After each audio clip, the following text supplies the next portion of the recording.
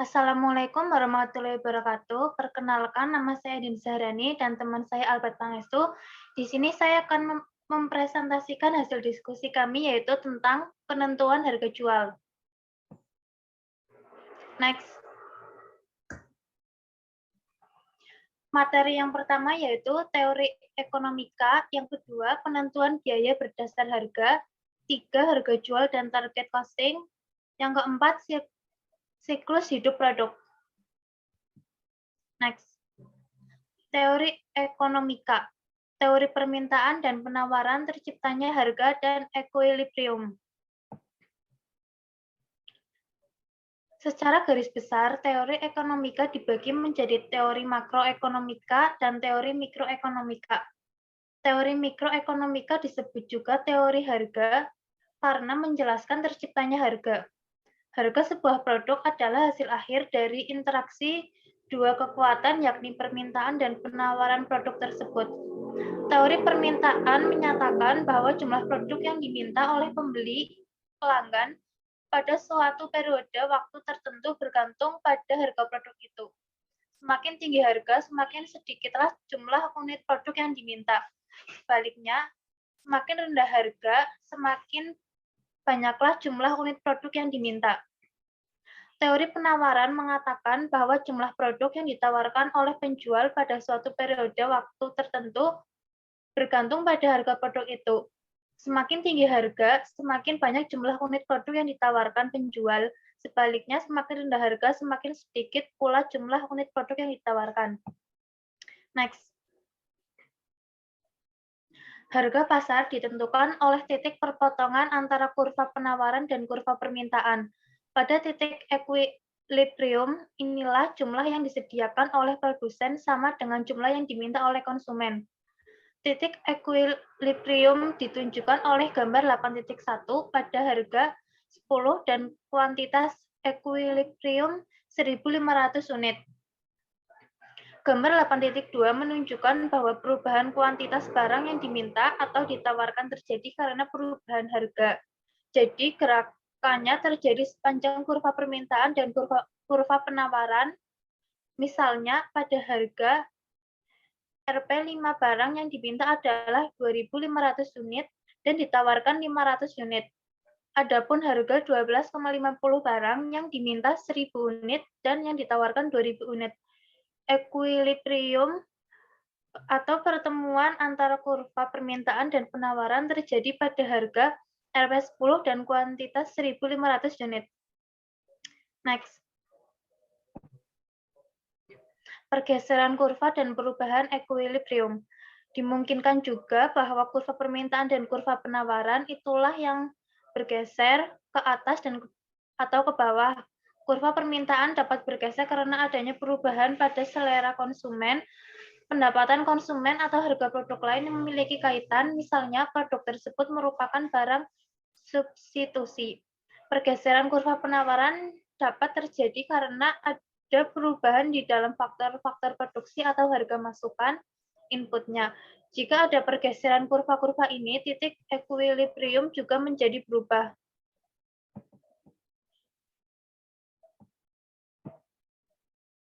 Gambar 8.3 menggambarkan pergeseran kurva permintaan ke kanan atau ke atas karena permintaan bergeser ke kanan pada harga yang sama, misalnya Rp10, jumlah yang diminta lebih besar yaitu 2.500 unit. Jika kurva permintaan bergeser ke kiri pada harga yang sama, jumlah yang diminta lebih sedikit. Gambar 8.4 menggambarkan pergeseran kurva permintaan ke kanan atau ke atas tanpa ada pergeseran kurva penawaran sehingga equilibriumnya terjadi pada harga 12,5 dan kuantitas 2.000 unit.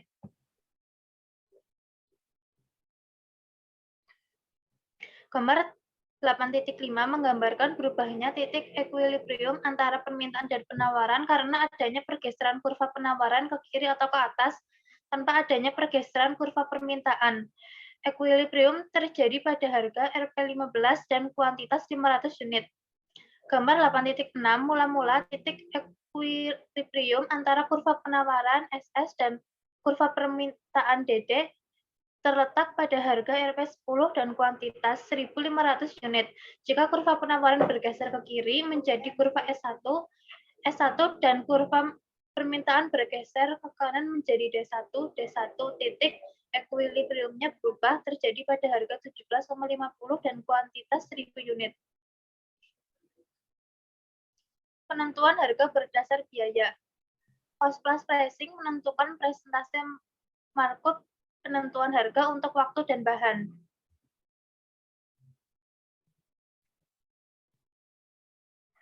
Cost plus pricing, pendekatan yang lazim untuk menentukan harga jual produk standar atau lawan produk unik adalah menerapkan formula cost plus.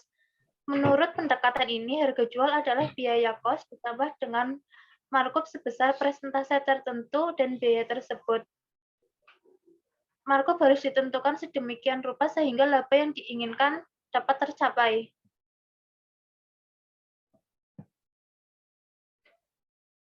Next. Untuk memberikan gambaran dan mempermudah pemahaman sebagai formula cost plus pricing, anggaplah bahwa sebuah perusahaan sedang dalam proses menentukan harga jual produk tunggalnya. Taksiran biaya perusahaan untuk memproduksi 10.000 unit produk dalam setahun ke depan. Biaya bahan baku per unit 1.800, tenaga kerja langsung per unit 1.500, overhead variabel per unit 1.700, pemasaran dan administrasi variabel 900, overhead tetap total pada kapasitas 10.000 unit, Rp 30 juta, per unit 3.000, pemasaran dan administrasi tetap total pada kapasitas 10.000 unit 3.000, per unit 300. Next. Biaya produksi penuh. Salah satu dasar yang digunakan untuk menentukan harga jual produk adalah biaya produk yang dihitung dengan pendekatan absorption costing atau full costing. Menurut pendekatan ini, biaya produk terdiri atas biaya bahan baku, biaya tenaga kerja langsung, dan overhead pabrik tetap dan variabel. Pendekatan ini menghadapi kesulitan ketika perusahaan memproduksi berbagai macam produk atau multiproduk. Terlepas dari itu, harga jual yang ditargetkan menurut pendekatan biaya produksi penuh adalah biaya produksi penuh ditambah dengan markup.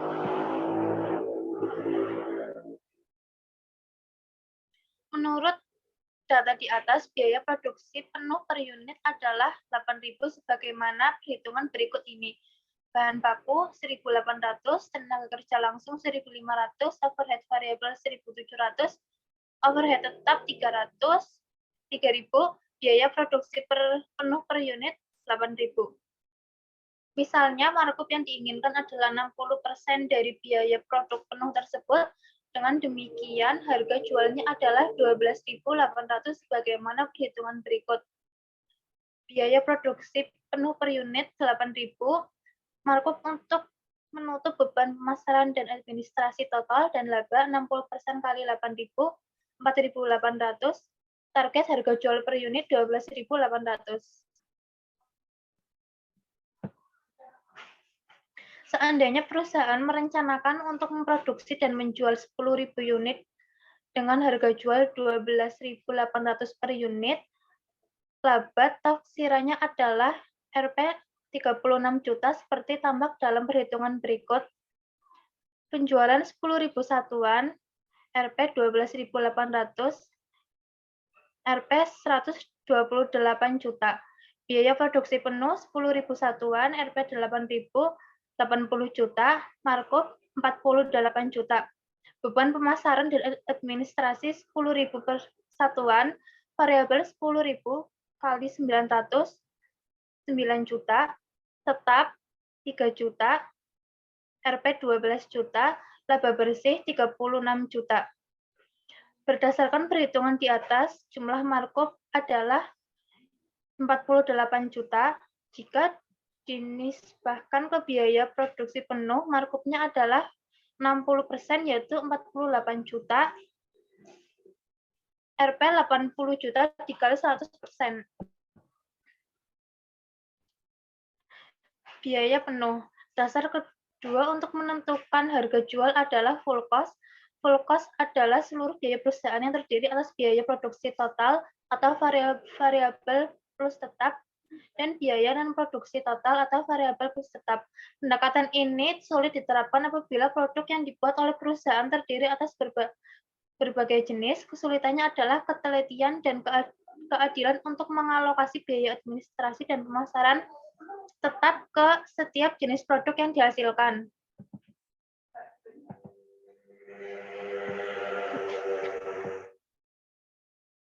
Dengan menggunakan data sebelumnya, full cost per unit adalah sebagai berikut. Biaya produksi penuh per unit 8.000, biaya pemasaran dan administrasi variabel per unit 900, biaya pemasaran dan administrasi tetap per unit 300, full cost per unit 9.200. Apabila ditetapkan markup 39,13% dari full cost, besarnya harga jual per unit adalah 12.800 bagaimana perhitungan berikut. Biaya per unit 9.200, markup 39,13% kali 9.200, 3.600, target harga jual per unit 12.800. Seandainya perusahaan merencanakan untuk memproduksi dan menjual 10.000 unit dengan harga jual 12.800 unit, laba bersih taksirannya akan tampak seperti berikut.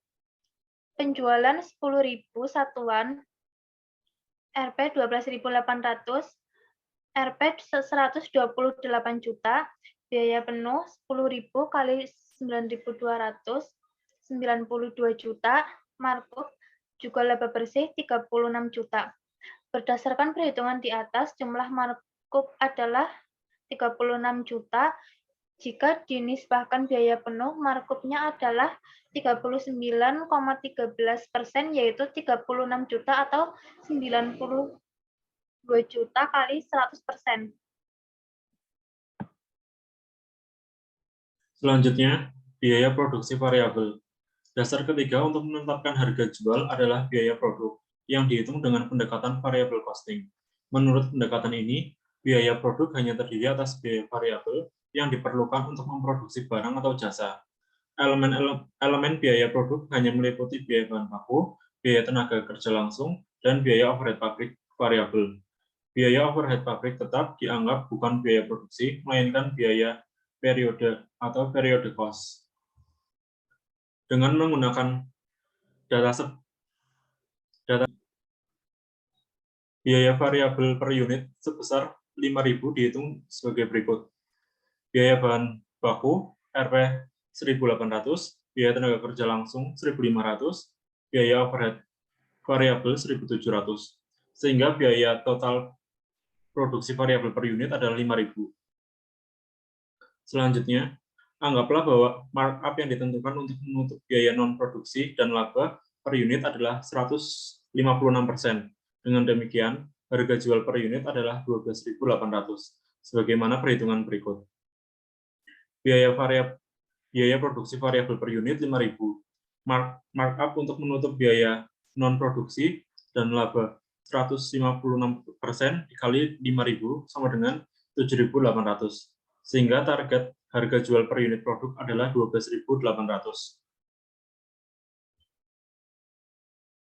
Seandainya perusahaan akan memproduksi dan menjual 10.000 unit dengan harga jual 12.800 unit, dengan harga jual Rp 12.800 per unit, laba produksi taksirannya akan tampak sebagai berikut. Penjualan 10.000 unit dikali dengan 12.800 sama dengan 128 juta. Biaya produksi variabel 10.000 unit dikali Rp5.000 sama dengan 50 juta. Margin pemanufakturan yaitu 78 juta. Beban pemasaran dan administrasi variabel 10.000 dikali Rp900 sama dengan 9 juta. Sehingga margin kontribusinya adalah 69 juta. Beban variabel tetap 30 juta. Beban administrasi dan pemasaran tetap 3 juta. Dengan total 33 juta, sehingga laba bersih adalah 36 juta.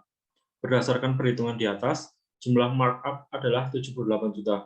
Jika dirasiokan ke biaya produk variabel, presentasi markup-nya adalah 156%, yaitu 78 juta dibagi dengan 50 juta dikali 100 juta. Selanjutnya, biaya variabel. Dasar keempat adalah variable cost, yaitu seluruh biaya variabel, baik biaya produksi variabel maupun biaya non-produksi variabel. Biaya variabel per unit adalah biaya produksi variabel per unit 5 juta, 5.000, biaya pemasaran dan administrasi variabel per unit 900. Biaya variabel per unit adalah Rp5.900. Apabila markup ditetapkan 116,95%, target harga jual per unit adalah Rp12.800, seperti perhitungan berikut.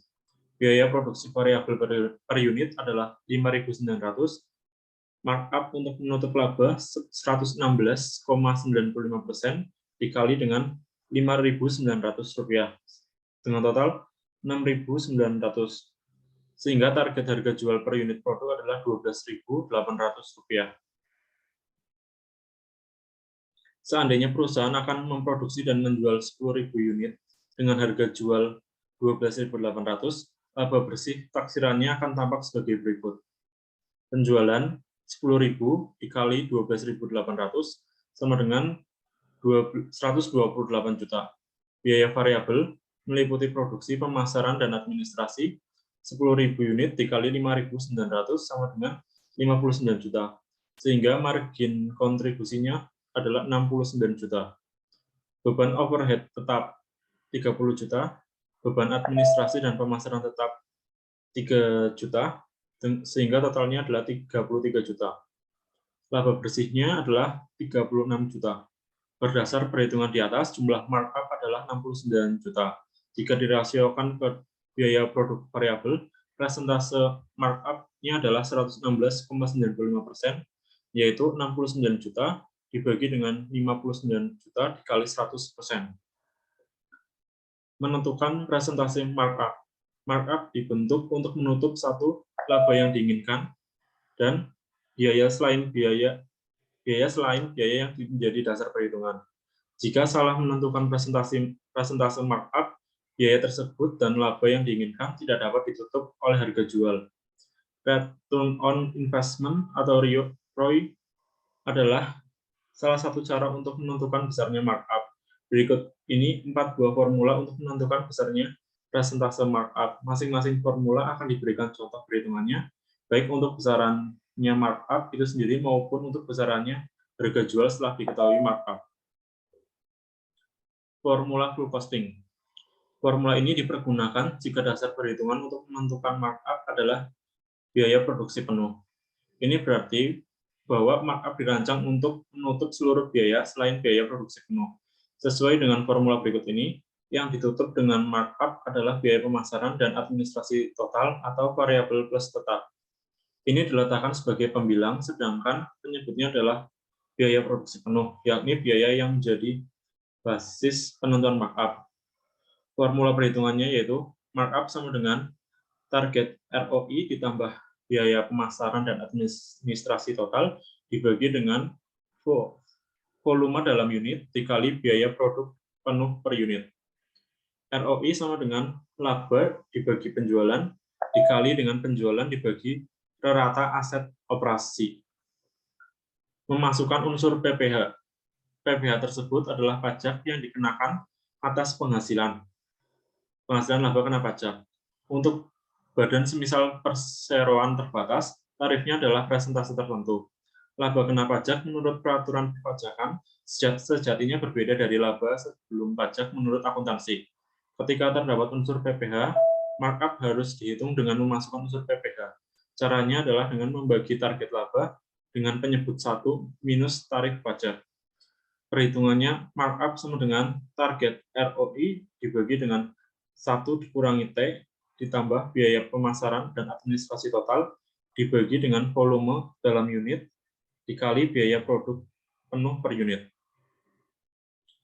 Formula full cost. Formula ini dipergunakan jika dasar perhitungan untuk menentukan markup adalah biaya penuh, yaitu penjumlahan antara biaya produksi dan biaya non-produksi. Seperti formula markup berikut ini. Markup ditetapkan untuk menutup seluruh biaya. baik biaya produksi maupun biaya non-produksi, dan laba atau target ROI. Perhatikanlah bahwa pembilangnya adalah target ROI, sedangkan penyebutnya biaya yang menjadi basis penetapan markup, yakni full cost. Formula perhitungannya, markup sama dengan target ROI dibagi dengan formula dalam unit, dikali total biaya penuh per unit. Selanjutnya, formula variable costing. Formula ini dipergunakan jika dasar perhitungan untuk menetapkan markup adalah produksi variabel. Markup menurut formula ini digunakan untuk menutup biaya produksi variabel. Itulah sebabnya pembilangnya adalah target ROI dan biaya tetapnya adalah biaya non-produksi variabel. Perhitungannya adalah markup sama dengan target ROI ditambah biaya tetap ditambah biaya non-produksi variabel dibagi dengan volume dalam unit dikali biaya produksi variabel per unit. Formula variable cost. Formula ini dipergunakan jika dasar perhitungan untuk menentukan markup adalah biaya produksi dan non-produksi variabel. Jadi, markup digunakan untuk menutup seluruh biaya selain biaya variabel atau biaya baik produksi maupun non-produksi. Biaya selain biaya variabel tentunya adalah biaya tetap atau baik overhead maupun non-produksi yang bersifat tetap. Contoh formula perhitungannya yaitu markup sama dengan target ROI ditambah biaya tetap dibagi dengan volume dalam unit dikali biaya penuh variabel per unit. Penentuan harga untuk waktu dan bahan. Pendekatan penentuan harga untuk waktu dan bahan atau time and material pricing menggunakan dua buah tarif penentuan harga jual. Tarif pertama adalah menentukan harga untuk waktu tenaga kerja langsung yang digunakan untuk melayani pelanggan. Tarif kedua adalah penentuan harga bahan yang digunakan untuk melayani pelanggan. Penentuan harga jual dengan metode ini justru digunakan oleh perusahaan-perusahaan yang bergerak di bidang jasa. Komponen waktu dinyatakan secara khusus sebagai tarif per jam tenaga kerja langsung. Tarif ini dihitung dari penjumlahan 3 elemen berikut. Yang pertama, biaya tenaga kerja langsung, termasuk gaji dan tunjangan tambahan. Yang kedua, biaya penjualan dan administrasi. Dan yang ketiga, laba yang diinginkan. Adapun komponen bahan meliputi harga beli bahan yang digunakan untuk pengerjaan ditambah material loading charge atau MLC. Yang ketiga, harga jual dan target costing. Target costing boleh dikatakan kebalikan dari cost-based pricing. Jika cost-based pricing adalah menentukan harga jual produk berdasarkan pada biaya produk, target costing ini menargetkan biaya produk dengan berdasarkan pada harga jual yang para konsumen mau membayarnya. Jadi, perusahaan menurut target costing ini memperhatikan lebih dahulu harga termungkin yang konsumen mau bayar. Oleh karena merupakan taksiran, harga tersebut dinamai target pricing price. Jika perusahaan menginginkan laba tertentu, biaya targetnya adalah harga target dikurangi laba yang diinginkan tersebut. Formulanya sangat sederhana sebagai berikut. Biaya target sama dengan harga target dikurangi laba target. Selanjutnya, siklus hidup produk dan penentuan harga jual. Siklus hidup produk adalah tahap-tahap yang dialami oleh suatu produk selama masa hidupnya. Tahap awal adalah ketika produk itu pertama kali muncul di pasar. Mudahnya, ketika produk tersebut masuk pasar, tahap ini sering disebut dengan perkenalan atau introduction and startup. Selain itu, produk mengalami tahap pertumbuhan, yaitu growth. Kemudian memasuki masa dewasa atau tahap kematangan maturity.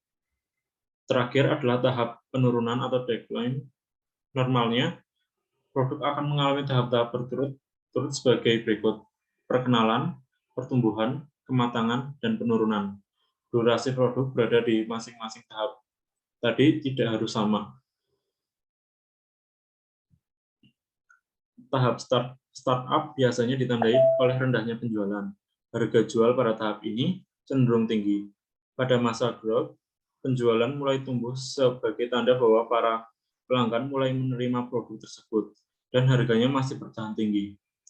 Pesaing belum secara nyata memasuki persaingan. Pada masa maturity, penjualan melandai sebagai tanda bahwa para pesaing sudah mulai memasuki pasar. Harga pada masa ini boleh dikatakan sudah tampak terjadi penurunan. Jika ingin bertahan pada masa ini, perusahaan memang harus menurunkan harga jualnya. Terakhir, pada tahap decline, penjualan turun sebab produk sudah menjadi usang. Agar dapat bertahan pada tahap ini, perusahaan sebaiknya menurunkan harga secara signifikan. Jika tidak, ia akan terpaksa keluar dari pasar. Sebagaimana pembaca dapat membayangkan, terdapat produk yang siklus hidupnya pendek dan ada pula yang panjang. Logisnya, jika dihubungkan dengan target costing, produk yang siklus hidupnya panjang lebih mudah untuk senantiasa memperbaiki biaya targetnya. Sebaliknya, produk yang siklus hidupnya pendek lebih sulit dan oleh karena itu, perhatian yang relatif lebih ekstra harus ditekankan untuknya. Berikut ini merupakan sumber atau referensi yang kami gunakan untuk presentasi. Sekian yang dapat kami presentasikan. Atas perhatiannya, kami ucapkan terima kasih.